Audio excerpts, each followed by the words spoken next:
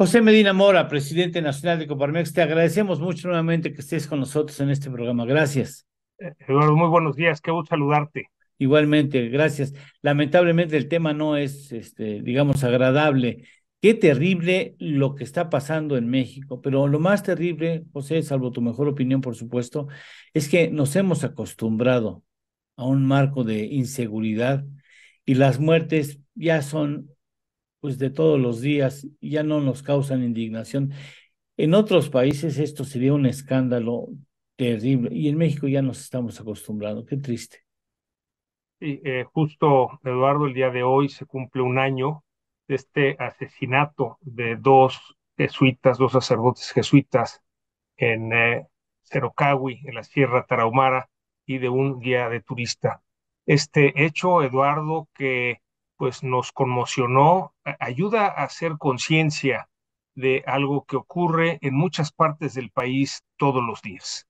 Y es por eso el que, pues hoy que se celebra un año de este asesinato, pues llamamos la atención a la necesidad de pues hacer un ajuste a la estrategia de seguridad. Ya tenemos un récord en esta administración, 156,000 asesinatos. Es récord doloroso. También el hecho de que hay este asesinato de mujeres, los feminicidios, eh, pero como bien lo decías, Eduardo, es algo que no debemos normalizar, es algo que tenemos que, de alguna manera, ser conscientes de que hay que hacer algo diferente y desde luego exigirle a la autoridad lo que le corresponde de acuerdo con el mandato constitucional de darnos esa seguridad. Lo que queremos los mexicanos, Eduardo, es recuperar esa paz, esa seguridad, que podamos transitar libremente por cualquier parte del país sin ser víctimas de un delito, que las mercancías lleguen a su destino sin ser robadas, igual que los vehículos, que desaparezca este delito de la extorsión que está creciendo. Se denuncia una extorsión por hora en este país, en donde 72% son extorsiones telefónicas o por redes sociales tipo WhatsApp o Facebook, y 28% extorsiones tipo derecho de piso. Nos parece que si bien es cierto le corresponde al Estado darnos esa seguridad, pues también es momento que desde la ciudadanía hagamos una reflexión de qué es lo que podemos hacer. Y por eso estamos respondiendo a un llamado de la Conferencia Episcopal Mexicana, a un encuentro de obispos y empresarios a nivel nacional que se llevará a cabo el lunes 3 de julio en Guadalajara, en la Universidad ITESO, que es la Universidad Jesuita de Guadalajara, Sí. precisamente para dialogar obispos y empresarios, qué podemos hacer desde la sociedad civil para recuperar ese México en paz que todos anhelamos. Habrá foros, habrá encuentros con otras iglesias, con universidades, con organismos de la sociedad civil, para llegar el mes de septiembre, del 21 al 23, en la Ibero de Puebla, a un encuentro nacional por la paz, en donde podamos presentar estas iniciativas desde la sociedad civil, desde la ciudadanía, para complementar lo que tiene que hacer la autoridad y devolvernos ese México seguro y ese México en paz que todos anhelamos. Ciertamente la paz, pero también de cómo trastorna la economía, como tú bien has señalado. Vemos un camión que de carga y que además ha de tener un seguro cada vez más caro, la prima del seguro es cada vez más cara, que acaba pagando el consumidor, no lo va a pagar el empresario. Y aparte de estar asegurado con primas cada vez mayores, atrás está un carro de seguridad vigilando o sea, todo eso cuesta, todo eso implica, y eso es una consideración que tendrán que hacer los empresarios que vienen a México. Oye, ahí hay que ponerle, el seguro es más caro que en nuestros países, hay que ponerle un guardia a un vehículo y el guardia y la gasolina y las casetas, y si se los ejecutan, es carísimo. Son elementos que toman los empresarios para tomar sus decisiones en cuanto a si vienen o no vienen al país, ¿no? Sin duda, en primera instancia, en lo que comentas de los costos para las empresas, hacemos una encuesta periódicamente con las empresas socias de Coparmex, Eduardo, Sí. y encontramos que una de cada dos empresas ha sido víctima de un delito en los últimos 12 meses.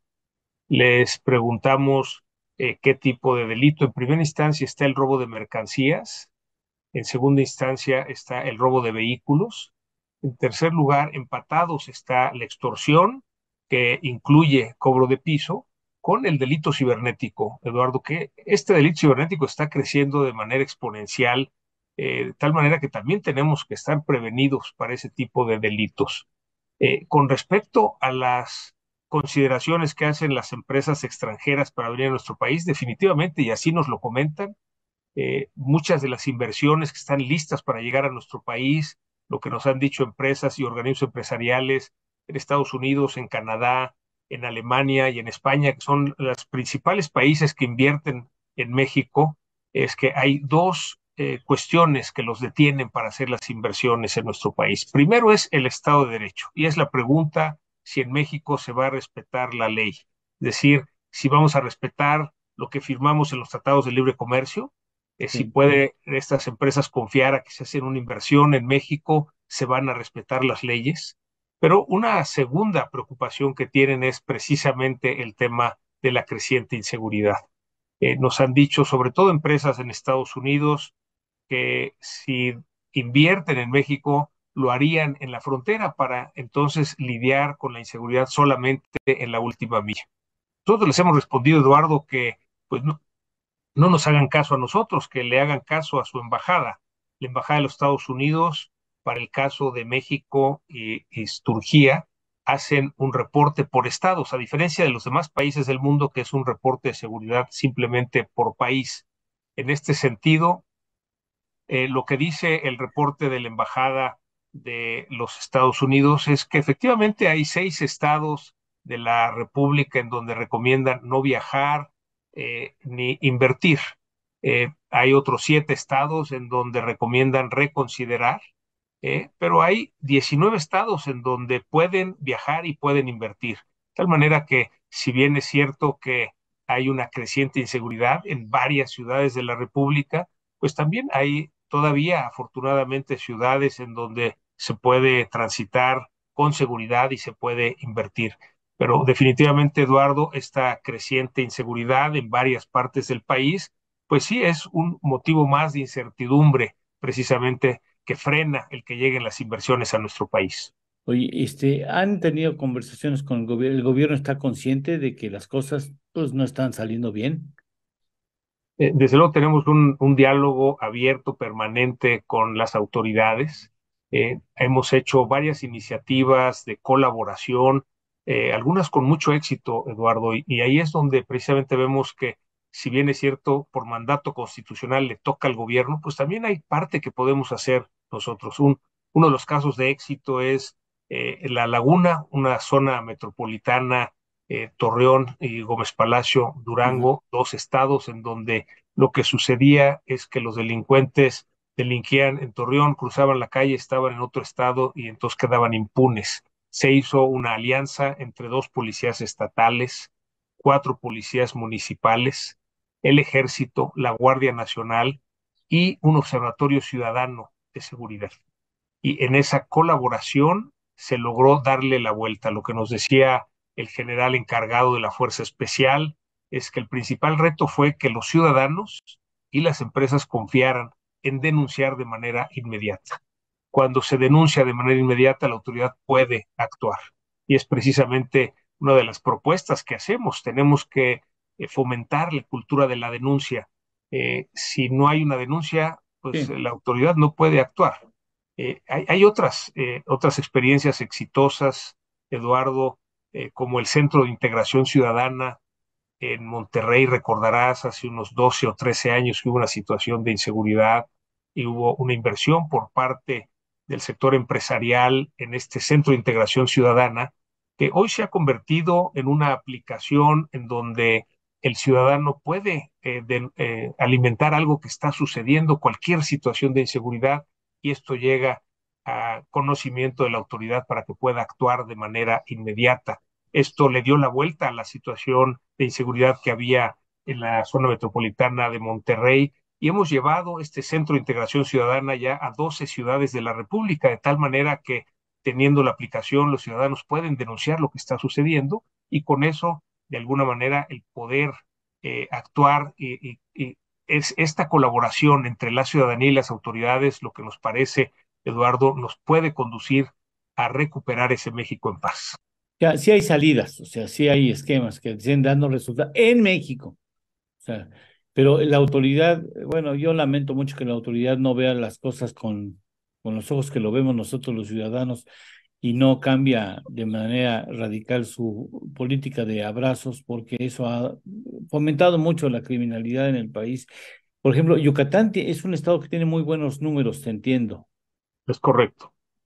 Y de parte los de cuales, lo que sí. se ha hecho en Yucatán y que ya se empieza a replicar en otros estados es primero tener policía bien Sí. pagada y bien entrenada. Pero Los bien pagada, ¿verdad? Les pagan bien bien, pagada, qué y no bueno. nada más eso, sino que Yucatán fue el primer estado que firmó con el Infonavit para que tuvieran créditos de vivienda, los policías.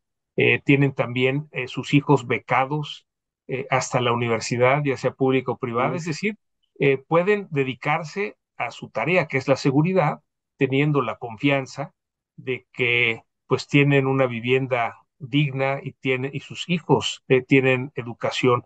Esta práctica, Eduardo, afortunadamente se está copiando en varios estados y eso es, digamos, el tener una policía bien pagada y bien capacitada, lo que nos permite, pues también que haya esa buena coordinación entre las policías municipales, policías estatales y la Guardia Nacional, que es lo que se requiere esa coordinación por parte de las autoridades.